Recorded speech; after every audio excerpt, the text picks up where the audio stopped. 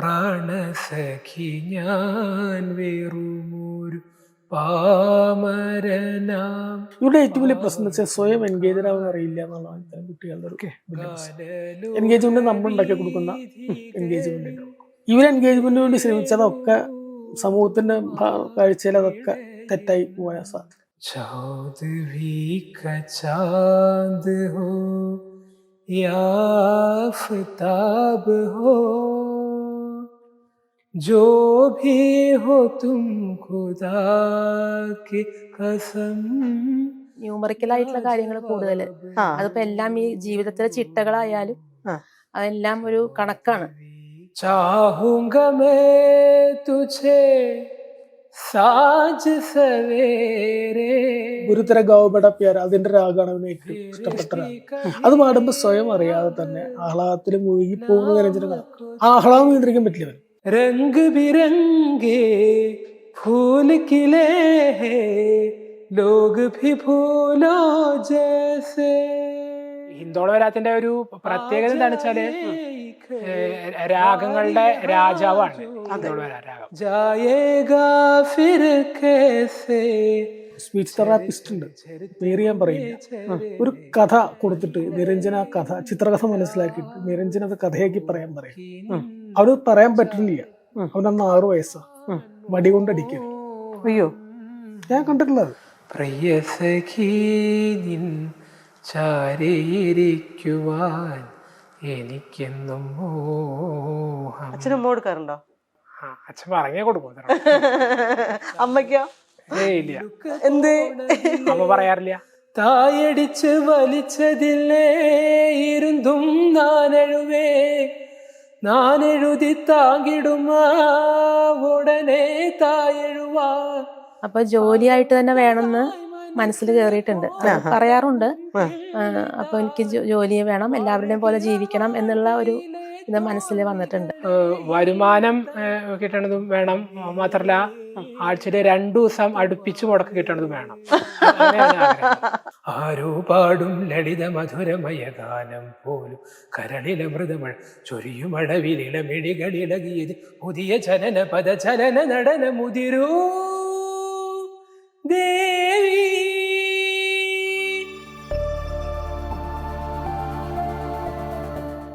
അച്ഛനെ പറ്റിയൊരു പാട്ടുണ്ടല്ലേ? അതായത് കമ്പോസ് ചെയ്തൊരു പാട്ട്. അത് അത് ശരിക്കും മാഷാണ് കമ്പോസ് ചെയ്തത്. ഞാനും പാടിയില്ലേ? എന്നിട്ട് റെക്കോർഡ് ചെയ്തു. ആൽബങ്ങൾ കുറെ ചെയ്തിട്ടുണ്ട് അല്ലേ? 4 ആൽബങ്ങൾ പുറത്തിറങ്ങിയിട്ടുണ്ട്, സീഡിയാണ്. അതേതൊക്കെയാ? ചന്ദന ചർച്ചിതം, ബഹാരവും പോലു ബർസാവോ, നവരാഗ മാലിക, ആത്മരാഗങ്ങൾ അനുസ്വരങ്ങൾ, ഒരു കോഴിക്കോടൻ കഥ. അതാണ് ഈ കോഴിക്കോട് IMA ഹാളിലുണ്ടായ പരിപാടി. അതിന്റെ സീഡിയാണ് അത്. ഈ അച്ചാച്ച എന്നുള്ള പാട്ട് ഏതിലുള്ള? ശുദ്ധ സാവേരി രാഗത്തിലാണ്. അത് എഴുതിയതാരാ? അച്ഛൻ്റെ സ്കൂളത്തൊരു പ്രിയ ടീച്ചർ. എന്നിട്ട് അഭിലാഷ് മാഷ് കമ്പോസ് ചെയ്തു, നിരഞ്ജൻ പാടി അല്ലേ? അത് പാടുവോ? അച്ഛന് വേണ്ടിയുള്ള പാട്ടല്ലേ? അച്ഛാ അച്ഛാ അച്ഛനൊരുമ്മ, അച്ഛാ അച്ഛാ അച്ഛനൊരുമ്മ, അച്ഛൻ്റെ പൊന്നുണ്ണി നൽകുന്നൊരുമ്മ. അച്ഛാ അച്ഛാ അച്ഛനൊരുമ്മ, അച്ഛൻ്റെ പൊന്നുണ്ണി നൽകുന്നൊരുമ്മ. നെഞ്ചിലെ തേനും കണ്ണീരുമുപ്പും ചാലിച്ചു കൊണ്ടുണ്ണി നൽകുന്നൊരുമ്മ, ചാലിച്ചു കൊണ്ടുണ്ണി നൽകുന്നൊരുമ്മ, ചാലിച്ചു കൊണ്ടുണ്ണി നൽകുന്നൊരുമ്മ.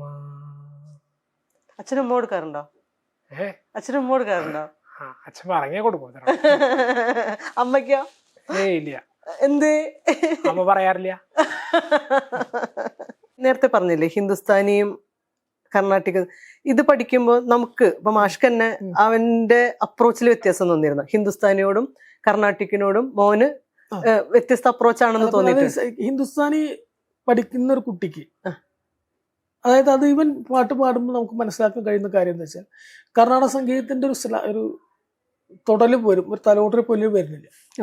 കർണാടക സംഗീതം പഠിക്കുമ്പോൾ എന്താണെന്ന് വെച്ചാൽ കർണാടക സംഗീതത്തിന്റെ ആ രീതിയിലേക്ക് ഞങ്ങൾ മാറും. ഞങ്ങൾ അടുത്ത് ഞങ്ങള്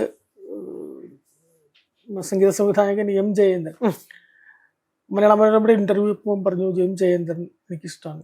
അപ്പൊ അദ്ദേഹത്തെ കണ്ടു. മനോരമക്കാർ തന്നെ എനിക്ക് എത്തിച്ചത് തോന്നാൻ വീഡിയോ എനിക്ക് ആ കുട്ടിയെ കാണാൻ. അങ്ങനെ അദ്ദേഹം ഡേറ്റ് വന്നു. അങ്ങനെ തൃശ്ശൂർ അദ്ദേഹം ഊരകത്ത് ചെന്നപ്പോൾ അദ്ദേഹം പാട്ട് കേട്ടു.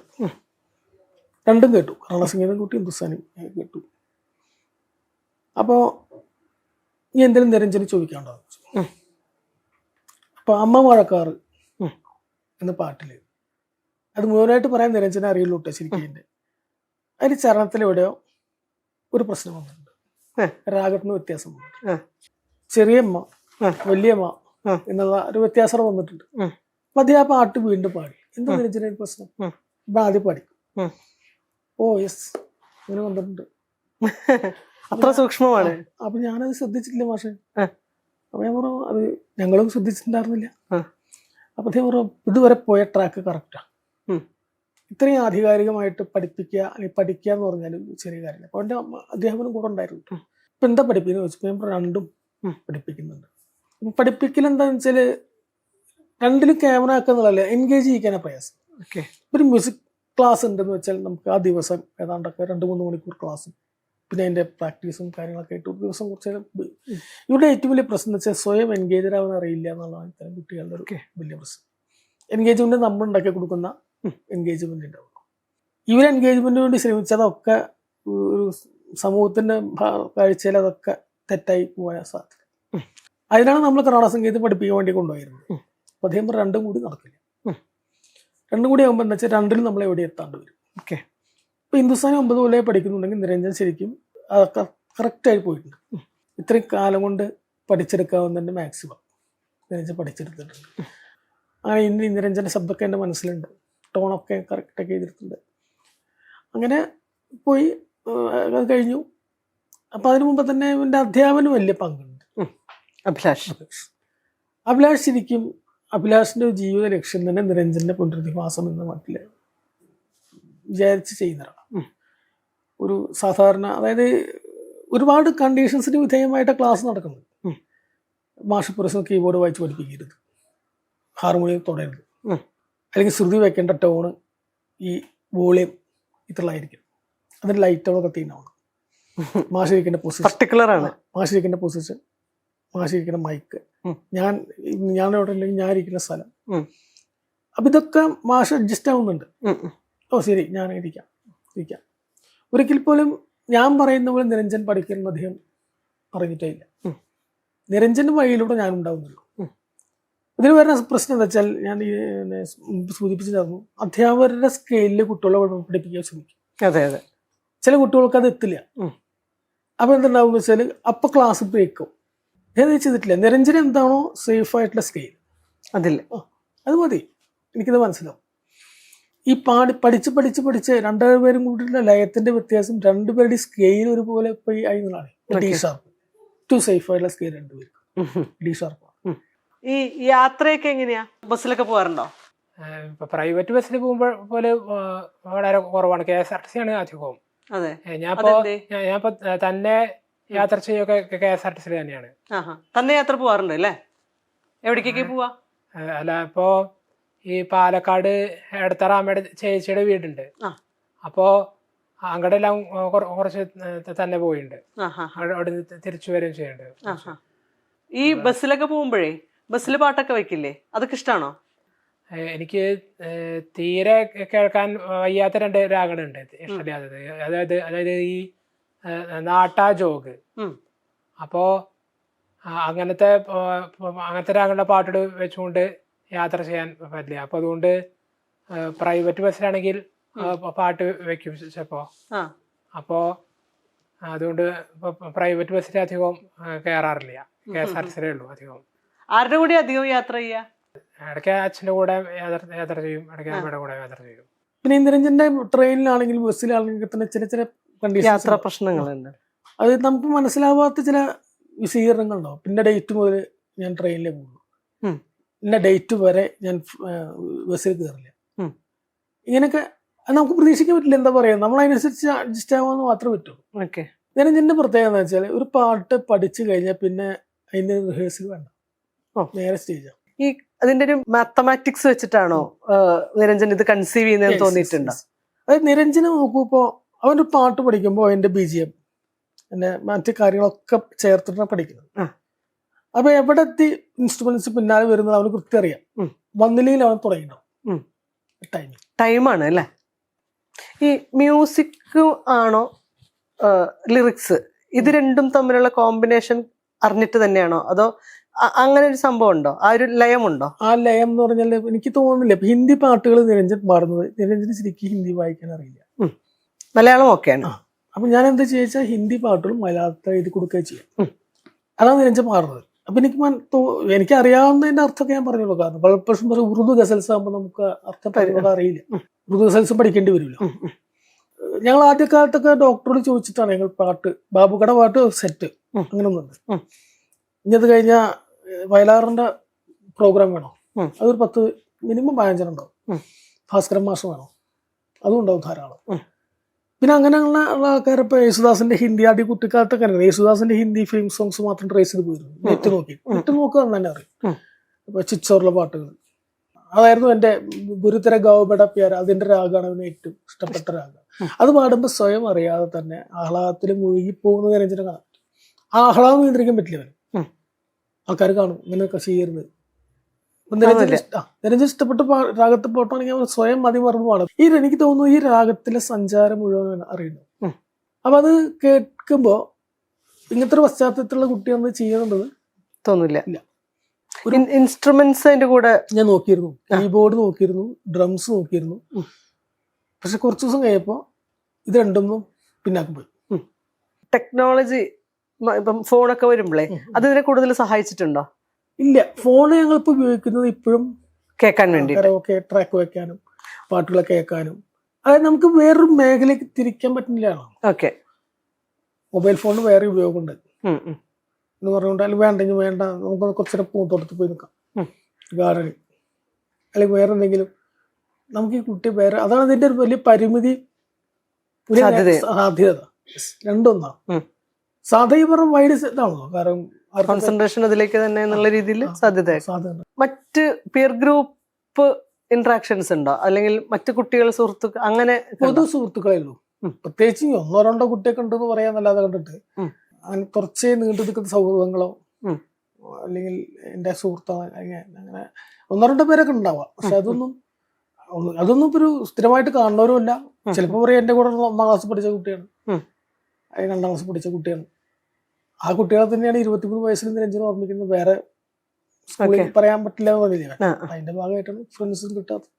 നമ്മളായിട്ടുള്ള ഇന്ററാക്ഷന്റെ ഒരു സ്വഭാവം എങ്ങനെയാ? അതായത് നിരഞ്ജന്റെ കൂടെ ഈ ഇതിന്റെ യാത്ര എന്നുള്ള ഉപയോഗിക്കാം. എനിക്ക് തോന്നിയിട്ടില്ല ഒരു അച്ഛൻ എന്ന രീതിയിലുള്ളൊരു ഒരു ഗൗരവം കണ്ടിട്ടുണ്ടെന്നോ ശരിക്കും. അല്ലെങ്കിൽ അച്ഛൻ അങ്ങനെയുള്ള, അവൻ ഞങ്ങൾക്ക് ഓരോ ജോലി തന്നിട്ടുണ്ട്. അച്ഛനാണ് പാട്ട് സെലക്ട് ചെയ്യുന്നത്. പറയുമ്പോൾ അവൻ്റെ അമ്മ സംഗീതത്തിന് എന്നേക്കാൾ കൂടുതൽ BA മ്യൂസിക് ഒക്കെ കഴിഞ്ഞു കൂട്ടി. പക്ഷെ ഒരു ശ്രുതി തിരിച്ചു കൊടുക്കാനോ അല്ലെങ്കിൽ ശ്രുതി തെറ്റി എന്ന് പറയാനോ താളം പോയി എന്ന് പറയാനോ അവിടെ അധികാരം കൊടുത്തുള്ള അവൻ അച്ഛൻ മാത്രമാണ്. ഓക്കെ, അതേസമയം അമ്മയ്ക്ക് വേറെ ഡ്യൂട്ടി ഉണ്ട്. വൈകുന്നേരത്തെ വെള്ളം ചൂടാക്കി വെക്കുക, അങ്ങനെയുള്ള ഭക്ഷണം കൊണ്ടു വയ്ക്കുക. അപ്പൊ അത് കുട്ടിക്കാലം പോലെ ശീലിച്ചത് അതിപ്പം തുടരാൻ അർത്ഥം. ഓക്കെ, പാറ്റേൺ മാറാൻ പറ്റണില്ല. അപ്പോൾ ഇത് ശരിക്കും പറഞ്ഞ എനിക്ക് തോന്നുന്ന ഒരു അച്ഛൻ എന്ന രീതിയിലൊക്കെ ഞാൻ ചെയ്യുന്നൊരു കോർഡിനേഷനാണ്. നിരഞ്ജനം ചുറ്റും നിൽക്കുന്ന ഘടകങ്ങളെ, ഡോക്ടേഴ്സ് അല്ലെങ്കിൽ ഓർക്കസ്ട്രക്കാർ, സൗണ്ട് സിസ്റ്റക്കാർ, മറ്റു പാട്ടുകാർ, ഇങ്ങനെയുള്ള എല്ലാവരുമായിട്ടും പരസ്പരം നിരഞ്ജനാനുസൃതമായ രീതിയിൽ ഇവരെ കോർഡിനേറ്റ് ചെയ്യലാണ് ഞാൻ ചെയ്യുന്നത്. അപ്പം പല ഗ്രൂപ്പ് അതുപോലെ എനിക്കും എൻ്റെ വൈഫിനും മാത്രമായി ചെയ്യാൻ പറ്റുന്നൊരു ജോലിയല്ലായിരുന്നു. കാരണം ഒരു വലിയ സമൂഹം നമ്മുടെ കൂടെ നിൽക്കുന്നുണ്ട്. ഈ പാട്ടിന്റെ കാര്യങ്ങളൊക്കെ ചെയ്തു തരുന്നത് അച്ഛനല്ലേ? എന്തൊക്കെയാ അച്ഛൻ ചെയ്യാ? പാട്ട് പഠിക്കാനുള്ളത് ഫോണിലേക്ക് അയക്കും, അത് പുസ്തകത്തിലേക്ക് എഴുതും ഗൂഗിൾ നോക്കിയിട്ട്. അപ്പൊ അച്ഛന് തന്നെ പഠിക്കണം തോന്നിയാലും അത് എഴുതും. അപ്പൊ എന്നിട്ട് മാഷെ കൊണ്ടുവരലും മാഷെ കൊണ്ടുപോയാക്കലും എല്ലാം അച്ഛൻ തന്നെയാണ്. ഈ അഭിലാഷ് മാഷില്ലേ, അഭിലാഷ് മാഷല്ലേ ഈ 9 കൊല്ലവും പഠിപ്പിച്ചേക്കുന്നേ? അതെ. എങ്ങനെയാ നിങ്ങൾ തമ്മിലുള്ള ഒരു പഠനം? അത് ഇപ്പൊ ഏതെങ്കിലും പരിപാടിക്ക് പാട്ടില് പാടാണ്ട് വെച്ചാല് അതൊന്ന് പാടിച്ചു നോക്കണമെന്ന് അച്ഛൻ മാഷോട് പറയും. അപ്പോ ക്ലാസ്സിന് അതൊക്കെ പാടിക്കും. പിന്നെ വേറെ ഈ സൗണ്ട് റിഹേഴ്സൽ ചെയ്യിക്കും. അതുപോലെ ഈ അലങ്കാര വർഷങ്ങള് പ്രാക്ടീസ് ചെയ്യും. ഈ ഹിന്ദുസ്ഥാനി വോവൽസും പ്രാക്ടീസ് ചെയ്യും. എല്ലാ ദിവസവും പ്രാക്ടീസ് ചെയ്യോ പാട്ട്? ചില ദിവസങ്ങളിൽ ചെയ്യാറുള്ളൂ രാത്രി. ഇപ്പൊ ചില ദിവസങ്ങളിൽ കർണാട്ടിക് പ്രാക്ടീസ് ചെയ്യും, ചില ദിവസങ്ങളിൽ ഹിന്ദുസ്ഥാനി പ്രാക്ടീസ് ചെയ്യും. ഒറ്റയ്ക്ക് കമ്പോസ് ചെയ്തിട്ടില്ലേ പാട്ടുകള്? ഒരു ട്യൂൺ നേരത്തെ ആലോചിച്ച് വെച്ചിട്ടാണോ, അതോ അല്ലെങ്കിൽ വരികൾ തന്നിട്ട് അതിനനുസരിച്ചിട്ട് കമ്പോസ് ചെയ്യാണോ ചെയ്യാ? നേരത്തെ വന്ന ട്യൂൺ ഇങ്ങനെ ചെയ്യാണോ ചെയ്യാ? അത് വരികൾ ആദ്യം കണ്ടാൽ ഏത് രാഗത്തിലാണ് ചെയ്യേണ്ടതെന്ന് മാഷോടോ അച്ഛനോടോ അമ്മയോടോ ചോദിക്കും. എന്നിട്ട് അതില് മ്യൂസിക് ചെയ്യും. അങ്ങനെ ചെയ്തിട്ടില്ലേ? കുറച്ച് പാട്ടുകൾ ചെയ്തിട്ടില്ലേ? അതേതാ അങ്ങനെ കമ്പോസ് ചെയ്തൊരു പാട്ട് പറയോ?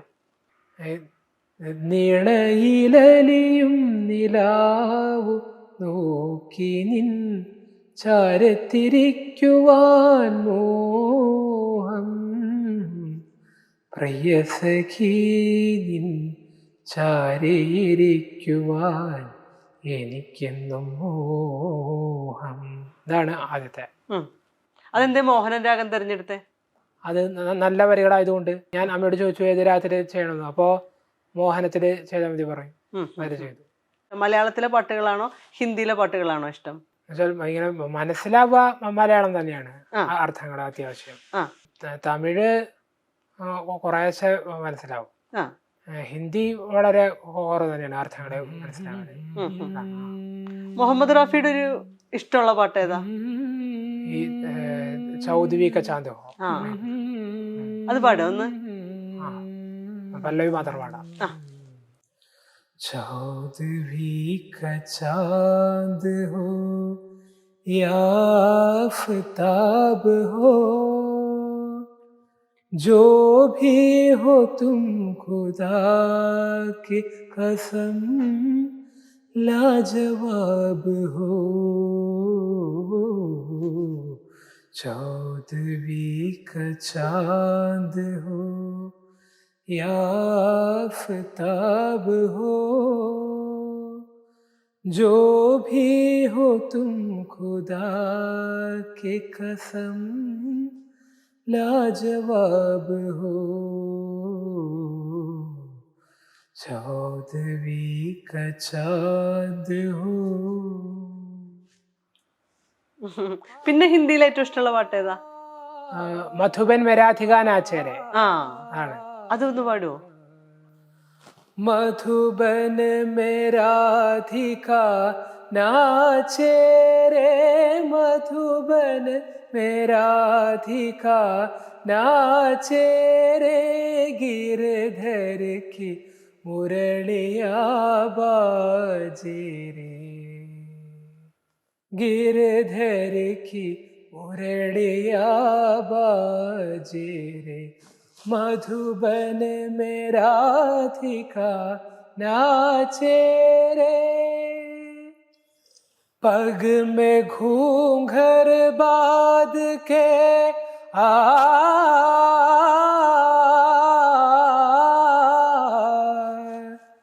पग में घूंघर बांध के, खूंखटा मुख पर डाल के, नैनन में कजर लगा के, रे मधुबन मेराधिका नाचे रे,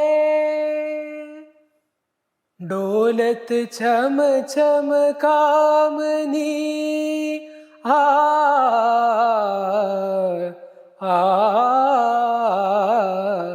डोलत चम चम कामनी, चमकत जैसे दामनी, चंचल प्यारी छब लागे, रे मधुबन में राधिका नाचे रे गिरधर की मुरलिया बाजे रे मधुबन में राधिका नाचे रे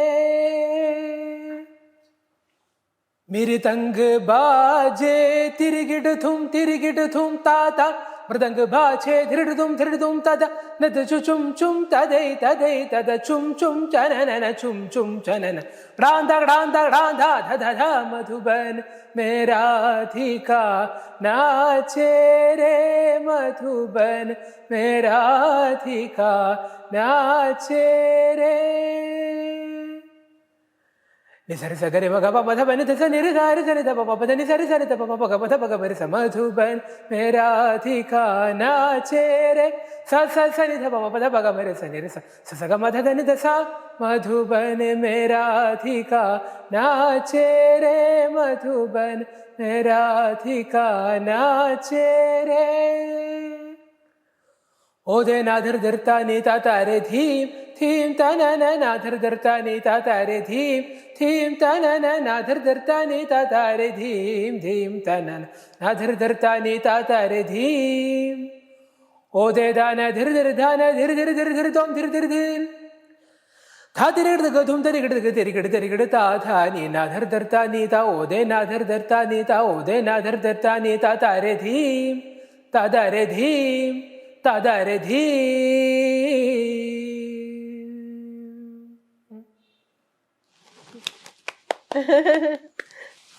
അത് തകർത്തു. ഈ 7 സ്വരങ്ങളും രസമുള്ള പാട്ടാ. അതും അറിയാന്ന് തോന്നുന്നു അല്ലേ? അതിന്റെ കൂടെ ഒന്ന് പാടിയല്ല.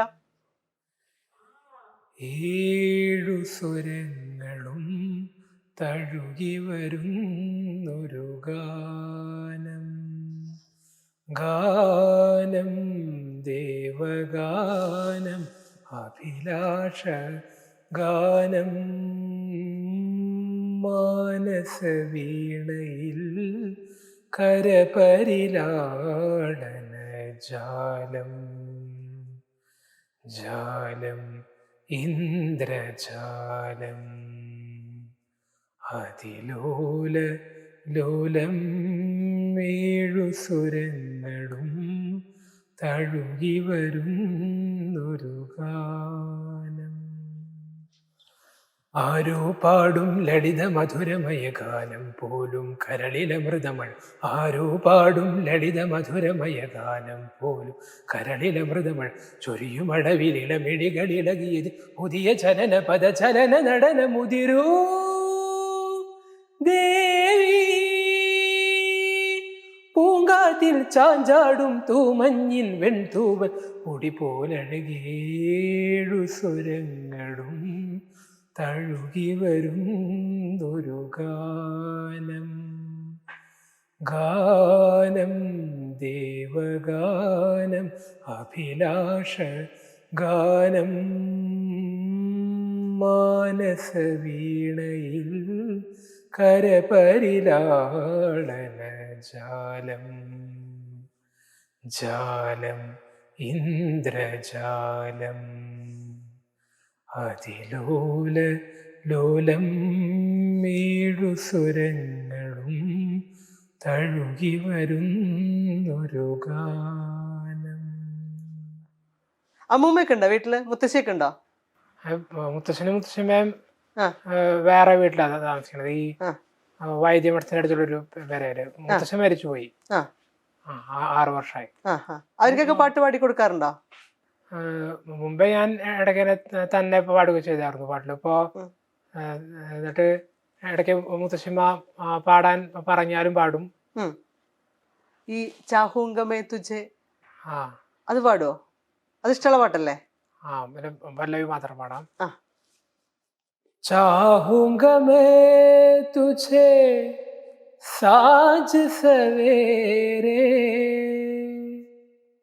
फिर भी कभी अब नाम को तेरे आवाज में न दूंगा, आवाज़ में न दूंगा, चाहूंगा मैं तुझे सांझ सवेरे, फिर भी कभी अब नाम को तेरे आवाज़ में न दूंगा, आवाज़ में न दूंगा. തമിഴിലെ പാട്ട് പാടിയില്ലേ നമ്മള്? ഇല്ല. തമിഴ് ഏത് പാട്ടാ പാടുക? ഈ തൂളിയിലാടം എന്താ ആ. ഒരു കാര്യം പറട്ടെ, ഈ ആ. മധുബന് മരാഠ നാച്ചരവിലെ ഈ ഷാഹുക മേതുശം ഉം. എനിക്ക് കുറച്ച് ഇഷ്ടമുള്ളൂ. എന്നാലും ഈ കുറച്ച് സ്പീഡുള്ള പാട്ടായ കാരണം പാടിയതാണ്. Okay okay okay okay. ആ, അതെന്താ കുറച്ച് ഇഷ്ടം? നല്ല ഇഷ്ടമില്ലാത്തത് എന്താ? കുറേശ്ശെ ചീത്ത പറഞ്ഞ അങ്ങനെ തോന്നും അല്ലേ? ആ ശരി. ഇത് പാടാം, തൂളിയില. ഇത് എനിക്ക് കുറച്ചുകൂടി ഇഷ്ടമാണ് പാടാം. പാട്ടെടുത്ത് നാം പഠിച്ച കാട്ടരുവി കണ്ണുറങ്ങും, വട്ടമര പൂമലരും പാറയിലും നീർ സുറക്കും, രാഹമെന്ന് താളമെന്ന് അറിഞ്ചാ നാം പഠിച്ച 7 കെട്ട് 8 കെട്ട് தெரிஞ்சா நான் படிச்சேன், நான் படைச்ச ஞானமெல்லாம் யார் கொடுத்த சாமிதான், ஏடெடுத்து படிச்சதில்லை சாட்சி இந்த பூமிதான், தொட்டில் மேலே முத்துமாலே வண்ணப்பூவா விளையாடு, சின்ன தம்பி இசைப்பாடு, சோறு போட தாயிருக்கா பட்டினிய பார்த்ததில்லை, தாயிருக்கும் காரணத்தால் கோயிலுக்கு போனதில்லை, சோறு போட தாயிருக்கா பட்டினிய பார்த்ததில்லை, தாயிருக்கும் காரணத்தால் கோயிலுக்கு போனதில்லை, தாயடிச்சு വലിച്ചതില്ലേ ഇരുന്നും ഞാൻ എഴുതി താങ്ങിടുമാ ഉടനെ തായെഴുവാ, ആകെ മൊത്തം തായ് മനസ്സ് പോൽ നടക്കും പിള്ളை താൻ, വാഴുകിற வாழ்க்கையிலே തോൽവികളെ இல்லை താൻ, തൊട്ടിൽ മേലേ മുത്തുമാലേ வண்ணப்பூவா விளையாடு, சின்ன தம்பி இசைப்பாடு, தூளியிலே அடவந்த வானத்து மின் விளக்கே, ஆழியிலே கண்டெடுத்த அற்புத ஆணிமுத்தே, தொட்டில் மேலே முத்துமாலே வண்ணப்பூவா விளையாடு, சின்ன தம்பி இசைப்பாடு, வண்ணப்பூவா விளையாடு, சின்ன தம்பி இசைப்பாடு. ആരാവാനാ ഇഷ്ടം? എന്താവാനാ ഇഷ്ടം പാട്ടില്? എനിക്ക് അങ്ങനെ ഇഷ്ടമൊന്നുമില്ല. അപ്പോ അതായത് ഈ പാട്ടുമാഷ ആവാനും ഈ സംഗീത സംവിധായകനാവാനും ഇഷ്ടമൊന്നുമില്ല. ഈ പാട്ടിനെ പറ്റി വേറെ എന്തെങ്കിലും ജോലി വേണമെന്നാണ് ആഗ്രഹം. അത് വരുമാനം കിട്ടണതും വേണം, മാത്രല്ല ആഴ്ചയിൽ 2 ദിവസം അടുപ്പിച്ച് മുടക്ക് കിട്ടണതും വേണം. അതെന്താ അങ്ങനെ 2 ദിവസം അടുപ്പിച്ച് മുടക്ക് കിട്ടുന്നത് എന്തിനാ? അതോ, അത് ഈ സ്കൂളുകൾക്ക് മുടക്കുണ്ടാവുക ആഴ്ചയിൽ 2 ദിവസം അടുപ്പിച്ചാണ്, ശനി ഞായറും. അപ്പൊ അതെനിക്ക് ശീലായി. അപ്പൊ അതുകൊണ്ട് അങ്ങനത്തെ വേണമെന്നാണ് ആഗ്രഹം. അത് പറ്റുമെങ്കിൽ ശനിയും ഞായറും ആയിട്ട് തന്നെ കിട്ടണത് ഉണ്ടോ നോക്കുക. അപ്പൊ ഇല്ലെങ്കിൽ വേറെ 2 ദിവസം അടുപ്പിച്ചായാലും മതി. ഓക്കെ. മാഷാവണ്ട, പാട്ടുമാഷാവണ്ട. അതെന്തേ? അത് മുമ്പൊരിക്കൽ പറഞ്ഞിട്ടുണ്ടല്ലോ പാട്ട് മാഷാവാൻ ഇഷ്ടം. അത് ഡോക്യുമെന്ററിയില്. ഇപ്പൊ ഇഷ്ടല്ല? അപ്പൊ പാട്ടിനെ പറ്റിയിട്ട് എന്തെങ്കിലും വരുമാനം കിട്ടുന്ന ജോലി അങ്ങനത്തെ ആ. ഉണ്ടോ നോക്കുക, അല്ലെങ്കിൽ വേറെ എന്തെങ്കിലും ജോലി അതിന് പറ്റിയിട്ടുള്ളത് കണ്ടുവച്ചാല് ഉം. അതായാലും മതി. അപ്പൊ പ്രോഗ്രാംസ് ഒക്കെ ചെയ്യാൻ ഇഷ്ടം അല്ലേ? പാട്ടൊക്കെ സ്റ്റേജിലൊക്കെ പാടി അങ്ങനത്തെ പ്രോഗ്രാംസ് ഒക്കെ. അപ്പോ ഈ വരുമാനം കിട്ടണ ജോലി വേണം. അപ്പൊ പാട്ടിനെ പറ്റിയിട്ട് അങ്ങനെ ആഴ്ചയിലെ 2 ദിവസം അടുപ്പിച്ച് മുടക്കി കിട്ടണത് നമുക്ക് കിട്ടില്ല എന്ന് തോന്നുകയാണെങ്കിൽ വേറെ എന്തെങ്കിലും ജോലിയാലും മതി. അപ്പോ അതിന് ചെറിയൊരു ട്രെയിനിങ് വേണം വെച്ചാൽ അതിനും ഞാൻ തയ്യാറാണ്. Okay okay okay. ഇപ്പൊ നമ്മളൊരു ഒക്യുപ്പേഷൻ എന്നുള്ള രീതിയിലേക്ക് നമ്മൾ കൂടെ ഇങ്ങനെ നിൽക്കുന്നുണ്ടല്ലോ. അപ്പൊ നേരത്തെ നിരഞ്ജനം പറഞ്ഞു അവനൊരു തൊഴിൽ എന്നുള്ളൊരു ബോധത്തിലേക്ക് വന്നു എന്നുള്ളത് ഭയങ്കര രസകരവും പോസിറ്റീവായിട്ട് എനിക്ക് തോന്നി. അവധിയെ കുറിച്ചൊക്കെ പറയുന്നു, തൊഴിൽ വേണം എന്നുള്ള രീതിയിൽ ആ ബോധം ഉണ്ടാക്കിയെടുക്കുക എന്നുള്ളത് ഒരു വലിയ പ്രധാനമുള്ള ഒരു കാര്യമല്ലേ? അത് നിങ്ങൾ എത്രത്തോളം എഫേർട്ട് എടുത്തിട്ടുണ്ടെന്നാണ് ഞാൻ ചോദിക്കുന്നത്. പറയാറുണ്ട്. പിന്നെ ചുറ്റുപാട് നമ്മുടെ റിലേറ്റീവ്സ് ആയാലും കാണുന്നത് തന്നെയാണ്. ഈ ഒരു ഏജ് ആകുമ്പോഴേക്കും പലരും ഒപ്പമുള്ളവരൊക്കെ പലരും ജോലിയായി എല്ലാം അന്വേഷിക്കും. ഇപ്പൊ റിലേറ്റീവ്സിനെ കണ്ടു കഴിഞ്ഞാൽ എന്താ ചെയ്യണത്, എല്ലാവരോടും നല്ലോണം സംസാരിക്കും. അപ്പൊ എന്താ ചെയ്യണത്, അപ്പൊ എഞ്ചിനീയറിംഗ് കഴിഞ്ഞു അല്ലെങ്കിൽ അപ്പൊ അതിൻ്റെ ഒന്നും എത്ര ഉണ്ടോ ആ ലെവലൊന്നും അറിയില്ല. അപ്പൊ എന്താ എഞ്ചിനീയറിംഗ്, എന്താ മെഡിസിൻ പഠിക്കുന്നു എന്ന് പറഞ്ഞാൽ ജസ്റ്റ് അപ്പോൾ അവർക്കൊക്കെ ജോലിയായി എന്ന് പറയുമ്പോൾ അപ്പൊ എനിക്കും ജോലിയാവും, എനിക്കും വേണം ജോലി എന്നുള്ളതുണ്ട്. അപ്പൊ ഇങ്ങനെ പാട്ട് ഇപ്പൊ പ്രോഗ്രാംസ് ചെയ്യുന്നുണ്ട്. അതിപ്പോ ചിലപ്പോ ഉണ്ടാവില്ല, ചില സമയത്തൊന്നും പ്രോഗ്രാംസ് അത്ര ഉണ്ടാവില്ല. അപ്പൊ ജോലിയായിട്ട് തന്നെ വേണമെന്ന് മനസ്സിൽ കയറിയിട്ടുണ്ട്. പറയാറുണ്ട്. അപ്പൊ എനിക്ക് ജോലി വേണം, എല്ലാവരുടെയും പോലെ ജീവിക്കണം എന്നുള്ള ഒരു ഇത് മനസ്സിൽ വന്നിട്ടുണ്ട്. അതുകൊണ്ട് തന്നെയാണ് അങ്ങനെ പറയുന്നത്. ഈ പണം കൈകാര്യം ചെയ്യാൻ പറ്റുന്നതാണ്. പൈസയുടെ കാൽക്കുലേഷൻ ഒക്കെ അറിയാം, പക്ഷെ അതിന്റെ ഒരു സീരിയസ്നെസ് അത്ര അറിയില്ല.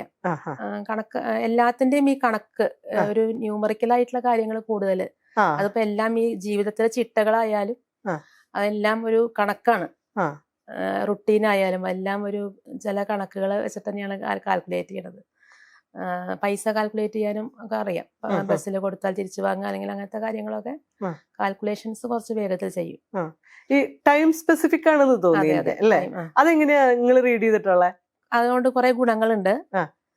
പക്ഷെ അത് ഇപ്പൊ കുറച്ച് വലുതായി വന്നപ്പോ അത് കൂടുതൽ ഒബ്സഷനാണ് അത് സമയത്തിനോട്. അപ്പൊ ഇത്ര മണിക്ക് എണീക്കാന്ന് പറഞ്ഞാൽ ഇത്ര മണിക്ക് കഴിയാ ആ സമയത്തിലാണ്. അത് നമുക്ക് എപ്പോഴും അത് പറ്റില്ല, ഫ്ലെക്സിബിൾ അല്ല അതില്. അപ്പൊ ചിലപ്പോ അത് മാറ്റേണ്ടി വരുമല്ലോ, അത് ബുദ്ധിമുട്ടുമാണ്.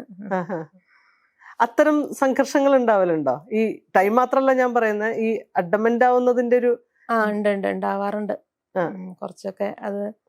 അതൊക്കെയാണ് നമുക്ക് ഡേ ടു ഡേ ലൈഫിൽ വരുന്ന ബുദ്ധിമുട്ടുകൾ. അതാണ് ഞാനൊരു സ്ത്രീ എന്നുള്ള രീതിയിലും കൂടെ ചോദിക്കുകയാണ്. ഇപ്പൊ വീട്ടില് എല്ലാ വീടുകളിലുള്ള പോലെ തന്നെ ബാക്ക് എൻഡിലെ തൊഴിൽ മുഴുവൻ ചെയ്യുന്നത് നമ്മളായിരിക്കും. പുറത്ത് മനസ്സിലാവും. അപ്പൊ ഈ ബ്രോട്ടപ്പ് ചെയ്യാന്ന് പറയുന്ന, പ്രത്യേകിച്ച് ഒരു സ്പെഷ്യൽ ചൈൽഡിനെ ബ്രോട്ടപ്പ് ചെയ്യുന്നതിന്റെ എഫേർട്ട് പുറത്ത് കാണുന്ന സംഘാടന മാതിരിയല്ല. എല്ലാ ശാരീരികമായും മാനസികവുമായിട്ടുള്ള കൂടെ നിൽക്കൽ എന്ന് പറയുന്ന ഒരു സംഗതി ഉണ്ടല്ലോ, അത് എത്രത്തോളം ശ്രമകരമായിരുന്നു? അത് കുറച്ച് ഉണ്ട്. എല്ലാ കാര്യങ്ങൾക്കും നമ്മളെ പറഞ്ഞുകൊണ്ട് എല്ലാം ചെയ്തു കൊടുക്കുന്ന ഒരു ഇതോട്ട്. പിന്നെ എന്തായാലും സ്വന്തം കാര്യങ്ങൾ ഇപ്പൊ ഇൻഡിപെൻഡന്റ് ആയിട്ട് ചെയ്യുന്നുണ്ട്. എങ്കിലും എപ്പോഴാണ് ഇൻഡിപെൻഡന്റ് ആയിട്ട് ചെയ്യാനൊക്കെ തുടങ്ങിയത്? ഏതൊക്കെ പ്രായത്തിലായിരിക്കും ഇത്തരം കാര്യങ്ങളൊക്കെ ചെയ്യാൻ തുടങ്ങിയിട്ടുണ്ട്? എല്ലാത്തിനും ഒരു സ്ലോനെസ് ആണ്, ചെയ്യും. പക്ഷെ അത് ഒരു 5-8 വയസ്സൊക്കെ ആയപ്പോഴേക്കും എല്ലാ കാര്യങ്ങളൊക്കെ ചെയ്തു തുടങ്ങിയിട്ടുണ്ട്. പിന്നെ ഈ കുറെ കാര്യങ്ങളൊക്കെ ഈ തെറാപ്പികളിലൂടെ തന്നെയാണ്. ഷർട്ടിന്റെ ബട്ടൺ ഇടാന്നൊക്കെ നമ്മളാ വിചാരിക്കില്ല. ഇതൊക്കെ എപ്പോഴാണ് നമ്മളൊക്കെ തനിയെ പഠിക്കുന്നു, എല്ലാ കുട്ടികളും തനിയെ അറിയാതെ ചെയ്ത് പോണതാണ്. ഷർട്ടിന്റെ കോളർ മടക്കി വെക്കുക അല്ലെങ്കിൽ എല്ലാം അതെ ഓരോന്നും നമ്മൾ ചെയ്ത് പറഞ്ഞ് കൊടുക്കണം എന്നുള്ളത് നമുക്ക് ചില സമയത്ത് ഒരു മനസ്സിനൊരു വിഷമാണ്. ഇതൊക്കെ നമ്മൾ പറയാത്തത് കൊണ്ടാണല്ലോ അറിയാത്തത്. എല്ലാവരും ഓട്ടോമാറ്റിക്കലി നമ്മളിങ്ങനെ ചെയ്തു പോണ കാര്യങ്ങൾ പലരും ചെയ്യണത് എല്ലാം അതായിട്ട് പഠിപ്പിക്കേണ്ടി വരുന്നുണ്ട്. കുറെയൊക്കെ തെറാപ്പികൾ സഹായിച്ചിട്ടുണ്ട്. പിന്നെ അതിനൊക്കെ ബുദ്ധിമുട്ട് തന്നെയാണ്. നമ്മൾ ഓരോന്നും ചെയ്ത് കൊടുക്കുക. ഒന്ന് കണ്ണാടി നോക്കി റെഡി ആയിട്ട് പോവലൊന്നും വളരെ കുറവായിരുന്നു. ഇപ്പൊ എങ്ങടെ ഇറങ്ങുമ്പോഴും അത് പെർഫെക്റ്റ് ആവില്ലെങ്കിലും അതൊക്കെ ചെയ്യുന്നുണ്ട്.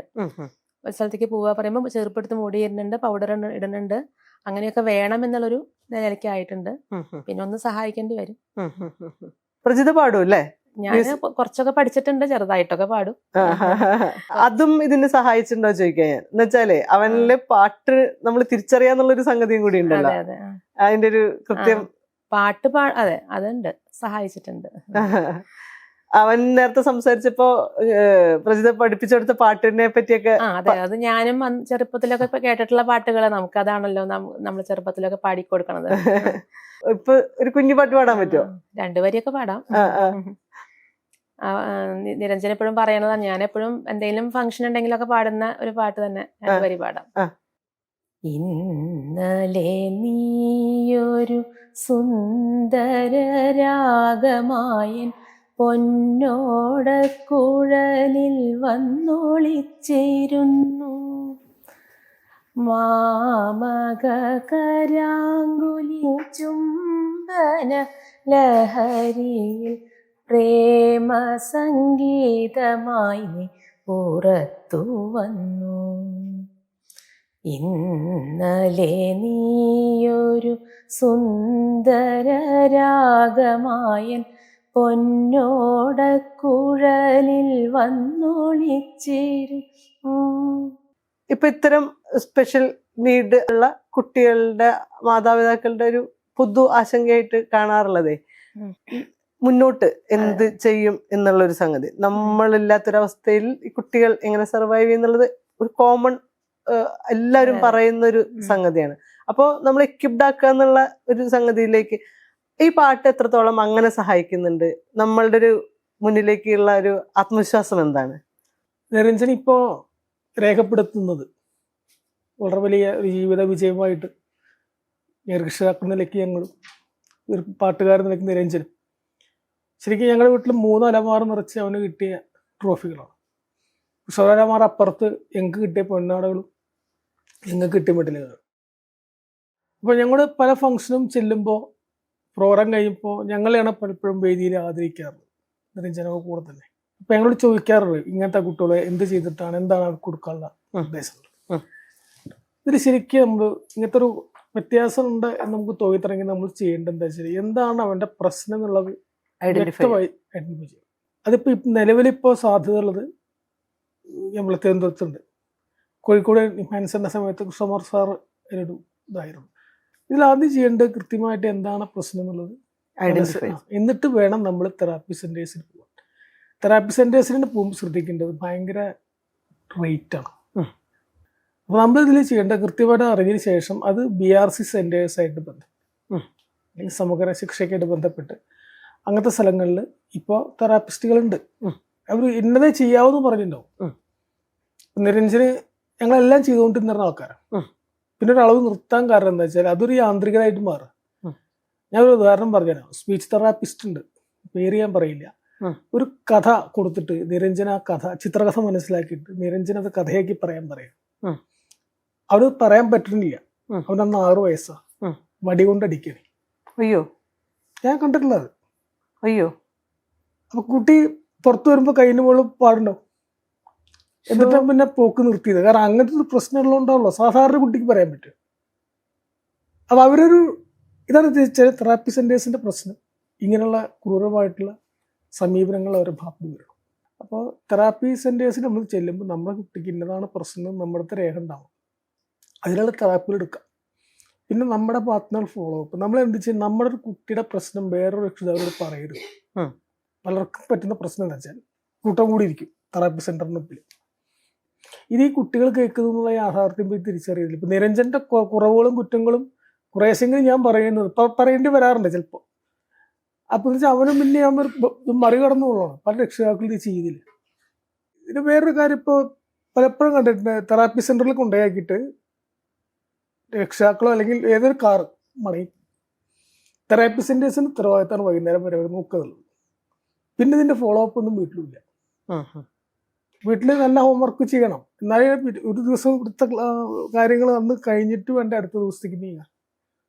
ഇത് രക്ഷാ ചെയ്യില്ല. പിന്നെ 3ാമത് ഉണ്ടാവുന്ന വെച്ചാൽ നമുക്കൊരു വിഷൻ ഉണ്ടാവണം. നമ്മുടെ കുട്ടിക്കൊരു ജീവിതം വേണം. ഞങ്ങൾക്കിപ്പോഴും നിരഞ്ജൻ ഇങ്ങനെയൊക്കെ ആയിട്ടും കൂടി അതിൽ ബേജാറ്. നിരഞ്ജന്റെ വിവാഹം, അല്ലെങ്കിൽ ജീവിത പങ്കാളി, അല്ലെങ്കിൽ അവനുണ്ടാവുന്ന കുട്ടികൾ, അവരെ താലോലിക്കാൻ വേണ്ട സ്വപ്നങ്ങൾ. ഇപ്പൊ ആൾക്കാർ എന്നാൽ അത് ആത്യന്തികമായ ഉദ്ദേശം സംഗീതമല്ല ശരിക്കും അവരുടെ ജീവിതം തന്നെ. അങ്ങനത്തെ ഉദ്ദേശം പല രക്ഷിതാക്കൾക്കും ഇല്ല എന്നുള്ള പ്രശ്നം. എന്താ ചെയ്യേണ്ടതെന്ന് അറിയില്ല. അപ്പോൾ ഇത് ഗവൺമെൻറ് തലത്തിൽ എന്ത് വേണമെന്ന് വെച്ചാൽ ഭിന്നശേഷി എന്നുള്ളത് ഈ വിഭാഗത്തിനെ വ്യക്തമായിട്ട് മനസ്സിലാക്കിയിട്ട്, ഭിന്നശേഷിക്കാരെന്നല്ല ഒരുപോലെ അല്ല, അതാണ് ഏറ്റവും വലിയ പ്രശ്നം. അതെ, അതങ്ങനെയാണ് പലരും വിചാരിക്കുന്നതല്ല. തൻ്റെ കുട്ടിക്ക് എന്താ കുഴപ്പം, മറ്റേ കുട്ടിക്ക് നടക്കാൻ വയ്യല്ലോ, ഇതല്ലല്ലോ ഉത്തരം. മറ്റേ കുട്ടിയുടെ പ്രശ്നവും നിരഞ്ജൻ്റെ പ്രശ്നവും രണ്ടും രണ്ട് തന്നെയാണ്. ഇത് ശരിക്കും യഥാർത്ഥത്തിൽ നമ്മുടെ പൊതുസമൂഹം, പ്രത്യേകിച്ചും കേരളം പോലെ വിദ്യാഭ്യാസപരമായിട്ട് ഇത്രയും മുന്നോക്കം നിൽക്കുന്ന, സാമൂഹ്യപരമാണ് മുന്നോക്കം നിൽക്കുന്ന സ്റ്റേറ്റും കൂടി ഇങ്ങനെ കണക്കാക്കുമ്പോൾ ഇനി ഇതിൽ കുറേ ഗവേഷണം നടക്കാനുണ്ട്. ഓക്കെ, വിഷയത്തിൽ അങ്ങനെ വരുമ്പോഴാണ് ഈ രക്ഷിതാക്കളൊക്കെ എന്ത് ചെയ്യണം എൻ്റെ കുട്ടിയെ എന്നുള്ളത് വലിയ ചോദ്യം തന്നെയാണ്. അതെ, ഒരു മാസം 1 ലക്ഷം റുപ്യ ശമ്പളമുള്ള ഞാൻ ജോലി വേണ്ട വെച്ചാൽ അവൻ്റെ കൂടെ ഇറങ്ങി തിരിച്ചതും എൻ്റെ കുട്ടിയെ കരയ്ക്ക് അടുപ്പിക്കുന്ന വെച്ചിട്ട് തന്നെയാണ്. വലിയ ചോദ്യം വരുന്നു. 2 മാസം സ്കൂൾ വിട്ട് പോയി, എന്തിനാണ് ഇതിൻ്റെ ആവശ്യം? നമുക്ക് നമ്മുടെ കുട്ടി വീട്ടിൽ പൂട്ടിയിട്ട് പോകാൻ പറ്റില്ല. രാവിലെ 9 മണിക്ക് മുമ്പ് എല്ലാം പൂട്ടി, വൈകുന്നേരത്ത് തുറന്നു നോക്കിയാൽ എന്താ സംഭവിച്ചിട്ടുണ്ടാവുക? അപ്പം അങ്ങനത്തെ ഒരു ബേജാറിൽ ഊന്നിയ പ്രതീക്ഷകളോ സ്വപ്നങ്ങളോ ഒന്നും നല്ല വേണ്ട, പ്രതീക്ഷകളൊന്നുമല്ല, കൃത്യമായ ധാരണ നമുക്ക് വേണം. ഈ സ്റ്റേജിൽ പ്രോഗ്രാംസ് ചെയ്യാനൊക്കെ ഭയങ്കര ഇഷ്ടല്ലേ? അതെ, പ്രോഗ്രാമിൽ കുറെ കഴിയുന്നുണ്ട്. ഇപ്പോ മത്സരം കുറച്ച് ഉണ്ട്. സ്റ്റേജിൽ ആളുകളുടെ മുമ്പിൽ നിന്നിട്ട് ഇങ്ങനെ പാട്ട് പാടില്ലേ നമ്മള്? അപ്പൊ ഇങ്ങനെ ആൾക്കാർ നമ്മുടെ പാട്ട് ഇങ്ങനെ കേട്ട് ആസ്വദിച്ചിരിക്കുന്ന സമയത്ത് എന്താ തോന്നുക? അപ്പോ ഉള്ളില് സന്തോഷം തോന്നും. നമ്മൾ പാടുന്ന പാട്ടേ ആര് കേക്കണം എന്നാ വിചാരിക്കണേ? അല്ല, അത് അങ്ങനെ വിചാരിക്കണില്ല, ആര് കേട്ടാലും കുഴപ്പമില്ല, എല്ലാവർക്കും കേൾക്കാം. നിരഞ്ജന് പാട്ട് എന്ന് പറഞ്ഞാൽ എന്താ സത്യത്തിൽ? പാട്ട് ആലോചിക്കണ സമയത്ത് സന്തോഷം തന്നെയാണ് വരണത്. അപ്പോ വളരെ കുറേശ്ശെ ഇപ്പൊ ഈ ദുഃഖമുള്ള പാട്ടിട്ട് ആലോചിക്കണ്ടെങ്കിൽ മനസ്സിൽ ഒരു ദുഃഖം തോന്നും. പക്ഷെ കേൾക്കുമ്പോഴാണ് അത് കുറച്ചുകൂടി അധികമായിട്ട് തോന്നുന്നത്. അപ്പൊ നല്ല ദുഃഖമുള്ള പാട്ടാണ് കേൾച്ചാൽ മനസ്സിൽ നല്ലോണം വിഷമം തോന്നും. അതിപ്പോ കുറച്ച് ദുഃഖമുള്ള പാട്ടാണ് കേൾക്കണ വെച്ചാല് മനസ്സിൽ ചെറിയ വിഷമം തോന്നും. കരച്ചിലൊക്കെ വരുമോ? അത് കുട്ടിക്കാലത്ത് അങ്ങനെ കരച്ചിൽ വന്നേറു കുറച്ച്. ഇപ്പോ മനസ്സിലാണ് വിഷമം തോന്നുക കേൾക്കുമ്പോ. സ്നേഹം വരുമോ? അത് ഈ ഇപ്പൊ ഞാൻ പറയുന്ന 4 രാഗങ്ങളും കേൾക്കുമ്പോ തന്നെയാണ് അത് കേൾക്കുമ്പോഴാണ് സ്നേഹം വരിക. മോഹനമൊക്കെ കേൾക്കുമ്പോ അല്ലേ? അപ്പൊ അത് കേൾക്കുമ്പോ നല്ല സ്നേഹം തോന്നും.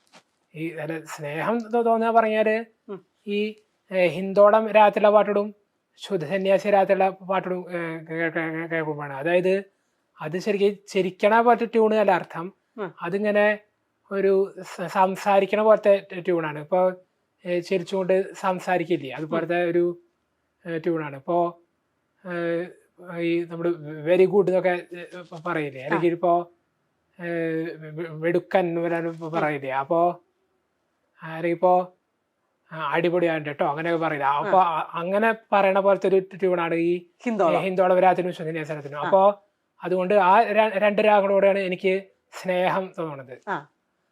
മറ്റേ ഈ മോഹനവും ശുദ്ധസാവേരിയും എനിക്ക് സ്നേഹമൊന്നും തോന്നില്ല, പക്ഷെ കേട്ടാൽ സന്തോഷം തോന്നും. ഈ രാഗങ്ങൾക്ക് നിറം തോന്നാറുണ്ടോ? കളർ ഫീൽ ചെയ്യാറുണ്ടോ? ഇല്ല ഇല്ല അല്ലേ?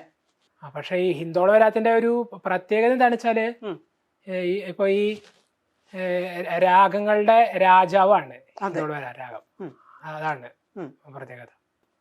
ബാബുഖാന്റെ ഒരു പാട്ട് പ്രാണസഖി പാടാം. അറിയാം. പ്രാണസഖി ഞാൻ വെറുമൊരു പാമരനാം പാട്ടുകാരൻ, ഗാനലോകവീഥികളിൽ വേണുമൂതുമാട്ടിടയൻ.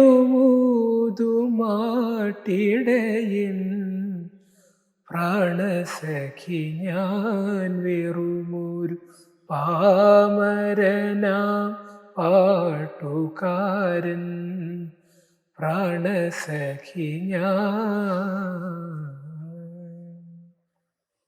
എങ്കിലുമെന്നോ മലാൾക്ക് താമസിക്കാനെൻ കരളിൽ, എങ്കിലുമെന്നോ മലാൾക്ക് താമസിക്കാനെൻ കരളിൽ, തങ്കക്കിനാക്കൾ കൊണ്ടൊരു താജ്മഹൽ ഞാൻ ഉയർത്താം. മായാത്ത മധുരഗാന മാലിനിയുടെ കൽപ്പടവിൽ, മായാത്ത മധുരഗാന മാലിനിയുടെ കൽപ്പടവിൽ, കാണാത്ത പൂങ്കുടിലിൽ കൺമണിയെ കൊണ്ടുപോകാൻ പ്രാണസഖി ഞാൻ വെറുമൊരു പാമരനാം പാട്ടുകാരൻ. പ്രാണസഖി ഞാൻ പൊന്തിവരും സങ്കൽപ്പത്തിൻ പൊന്നശോകമന്ദിരത്തിൽ, പൊന്തിവരും സങ്കൽപ്പത്തിൻ പൊന്നശോകമലർവനിയിൽ, ചന്തമെഴും ചന്ദ്രികതൻ ചന്ദനമണി മന്ദിരത്തിൽ, സുന്ദരവസന്തരാവിൻ ഇന്ദ്രനീല മണ്ഡപത്തിൽ, സുന്ദരവസന്തരാവിൻ ഇന്ദ്രനീല മണ്ഡപത്തിൽ, എന്നുമെന്നും താമസിക്കാൻ എൻ്റെ കൂടെ പോരുമോ നീ, എന്നുമെന്നും താമസിക്കാൻ എൻ്റെ കൂടെ പോരുമോ നീ. പ്രാണസഖി ഞാൻ വെറുമൊരു പാമരനാം പാട്ടുകാരൻ. ഗാനലോകവീഥികളിൽ വേണുവൂതുമാട്ടിടയൻ.